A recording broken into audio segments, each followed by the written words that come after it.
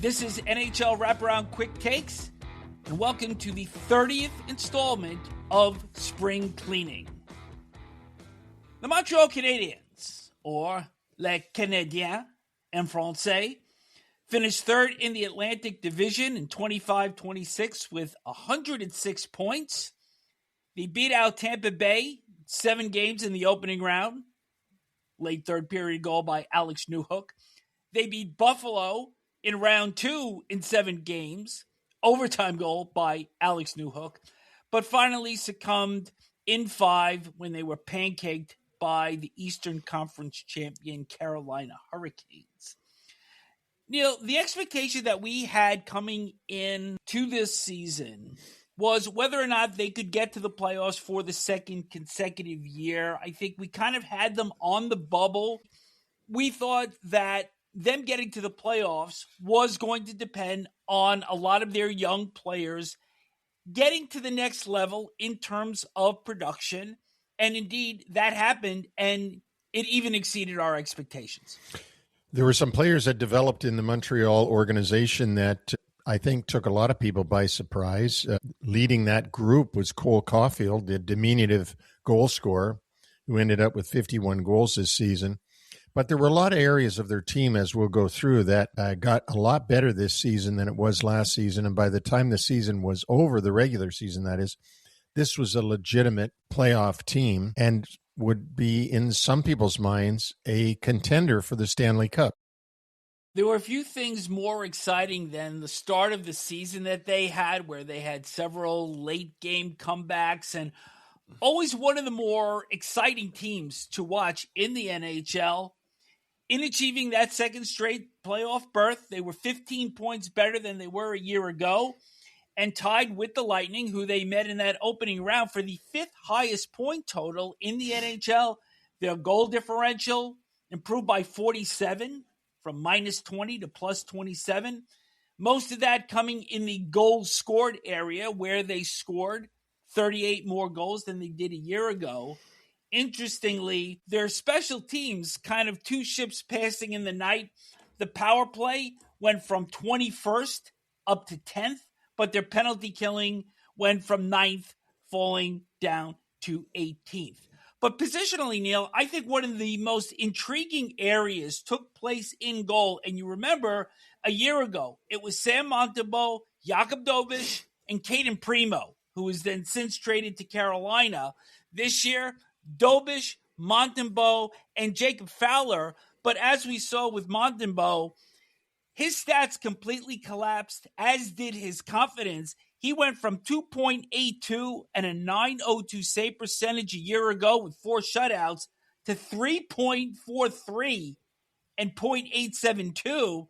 Dobes clearly emerged as the number one and wound up playing all but 8 minutes and 23 seconds of the postseason, and really one of the single biggest reasons the team was able to advance to the Eastern Conference Final. Yeah, and you know what I notice is going on all over the league is that the second-tier goaltenders, meaning not superstar goalies, not Vasilevsky and that ilk of goaltender, but the majority of teams don't have a superstar goalie. They have a number one, maybe a number 1A and a number 1B, and they switch around quite often. And you'll see teams that, you know, last year their goaltending was one way, and now this year it's totally different guys. And Montreal's one example of that, where they couldn't get it straightened out, yet in the playoffs they seem to have it all straightened out. You take a look at Carolina, who ran most of the year on Brandon Bussey, the unknown rookie who they brought in there and who ended up having a tremendous season for the Carolina Hurricanes, winning a lot of games.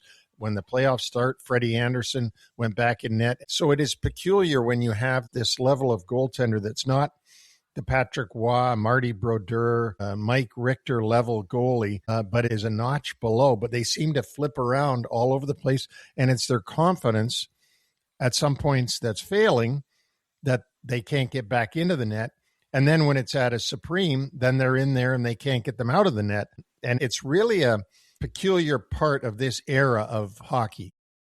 When you watch Jakub Dobes this past season, do you think that a year from now we're going to be saying for the second consecutive year, a Montreal goaltender that looked like they were going to be the heir apparent has gone by the wayside, and then perhaps Jacob Fowler steps in and becomes the number one. But there's something about Dobes' game that I really like. There's a little bit of sandpaper there. He's kind of a hybrid between Billy Smith and Ron Hextall. No, there is something there. I do like Dobes. How could you not, the way he played in the playoffs? But it wouldn't surprise me by this time next year that there's somebody else. I mean, you take a look at Philadelphia's goaltending and the number of goaltenders that they've tried and moved around. And Vladar finally became their guy. At least he was this past season. Let's see if he is next season. But I think the goaltending is so close, and it's just a matter of confidence in your game, because goaltending is really the one position where you've got to be clear, you've got to be confident, you've got to relax and let the mistakes go by and not think about them. A goal goes in, you got to refocus quickly.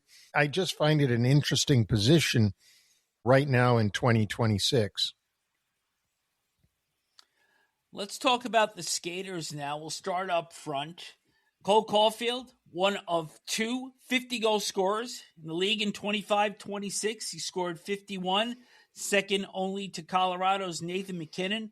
Nick Suzuki had his first 100-point season. Juraj Slafkovsky, fourth season in the league, played all 82 games, career highs, 30 goals, 43 assists, 73 points, and a +9.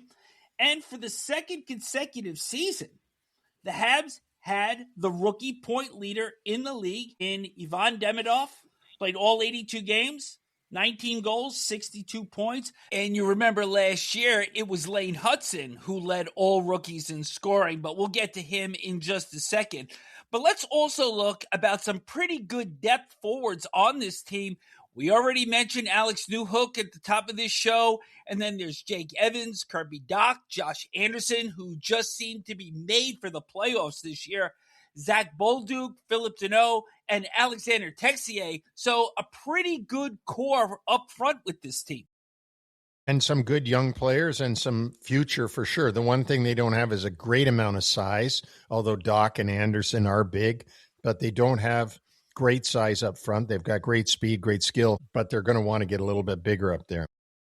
And not a bad defense core, of course, led by Hutson, but there was also Noah Dobson, who, even though played relatively well, I still don't think he's worth over $9 million a year. And you add to that Mike Matheson, who had a good playoff, Caden Gooley, and Alexander Carrier. And then after that, it kind of thins out a little bit. It does. And I agree with you on Dobson. I mean, if Dobson's making that, imagine what Mike Matheson and Gooley think that they should be making. But the defense core there is not bad for sure. This team clearly wore down by the end of the playoff run that they had. They had to go 14 games and met a Carolina team that had 2 long stretches of rest. But I think the reality here is this is still a progression over a year ago. And I think we've also seen Marty St. Louis grow into this role as head coach. Oh, definitely. Well, he'd never been a head coach before, except for Pee-wee's in Connecticut, where he was coaching there when he went to the Montreal Canadiens and said that he thought he could coach the Habs. I got to tell you, I was stunned when they made him head coach with no experience. But he certainly did an admirable job this season getting the team where it is.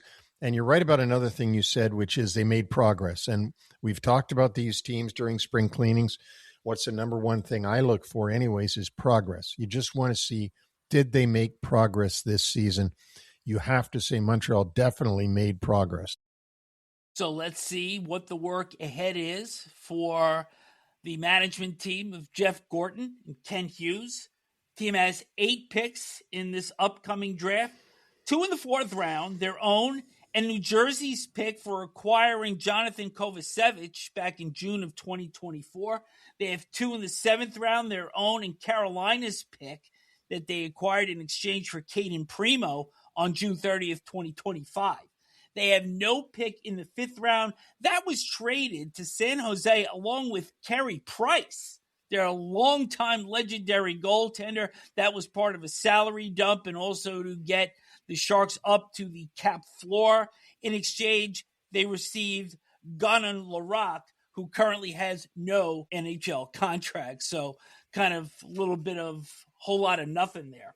Their projected cap space right now, about $11 million, and that may increase by about $6.5 million because it was announced that Brendan Gallagher, who has played all 911 games in his NHL career with Montreal, is now seeking a trade. He played 77 regular season games this season, but only 3 in the playoffs. Yeah, and if they are able to move Gallagher, and I would think they would, Brendan Gallagher is still a usable piece for a team, although he's had a lot of miles, not a big guy, but is a usable piece someplace. Nobody is going to take the $6.5 million on.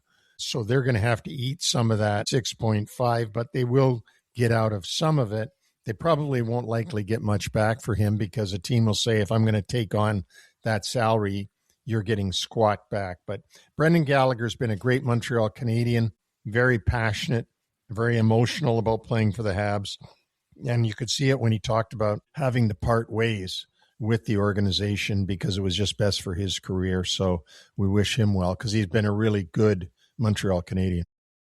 Their lone UFA, and you talk about some bizarre happenings here, is forward Patrik Laine, who played only 5 games this past regular season.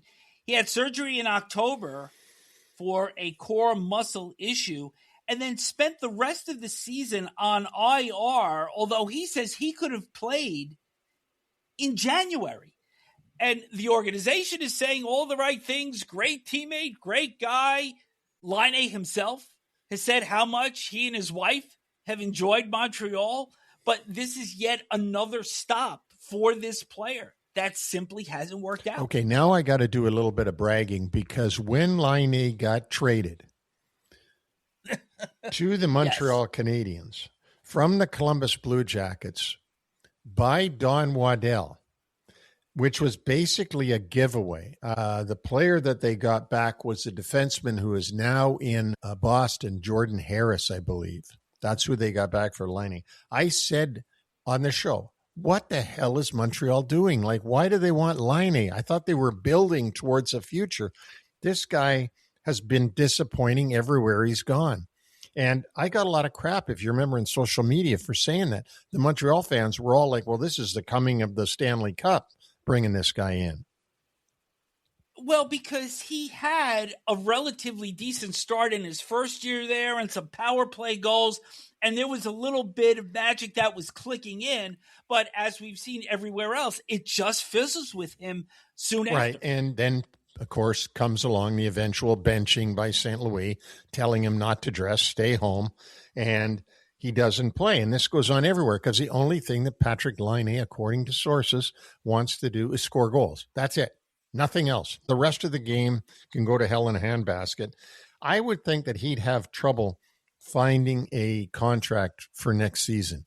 You combine his play that we've just talked about, combined with injury problems all the time, he may find himself back in Suomi, which is, of course, Finland. Yes. There are RFAs, and I want to see your take here. Kirby Dach, who has kind of been received in a hot, cold way by the Canadiens fans. Zach Bolduc, who we mentioned before, and Joe Veleno rounds out the forwards. And your buddy Arbor Xhekaj on defense. Yeah, Arbor Xhekaj, which is pronounced Xhekaj for whatever reason. A tough guy. Montreal needs a guy like that. They certainly needed him. In the Buffalo series, he was very important to them. Took care of Greenway, tried to measure up with him.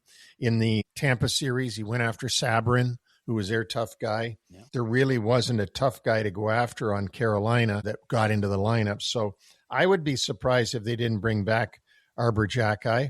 But then I like Kirby Dach. I like Bolduc, Veleno. It'll be interesting to see who Kent Hughes decides to ink up again or where they go to get players to replace the ones they decide not to sign.